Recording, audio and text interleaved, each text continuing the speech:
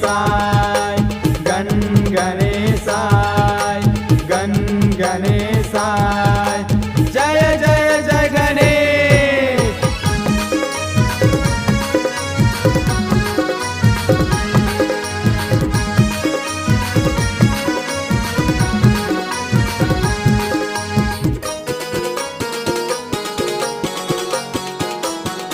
शिव के बेटा हे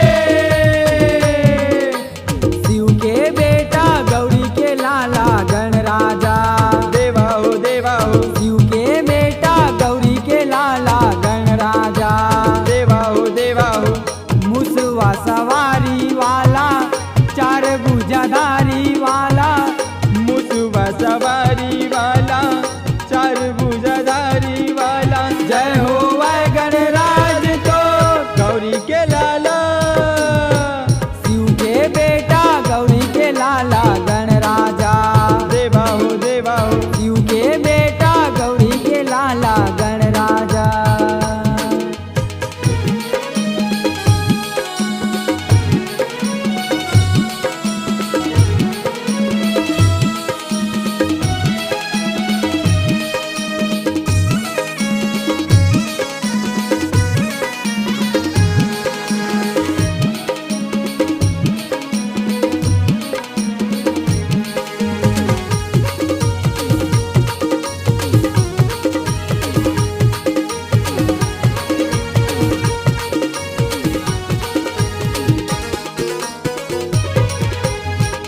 जय हो लंबे सूर वाला महिमा है तोर निराला पार्वती के दुलरवा जय हो गणराज के।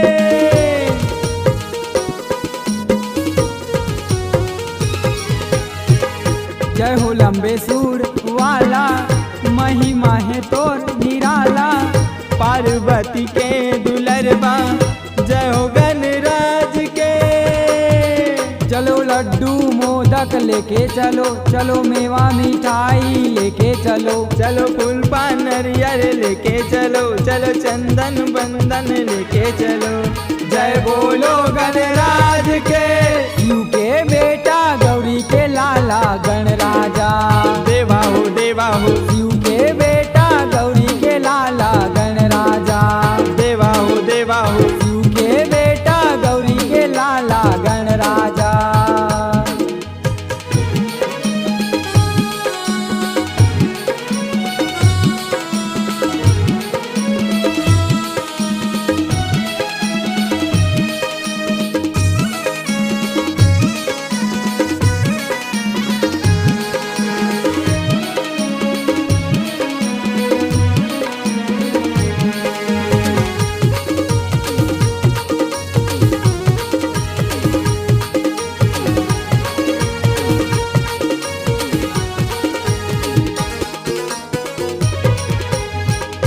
एक दंत दयावंता दिन रात भजेगा संता पहली पूजा तोर मनाए जय हो गणराज के।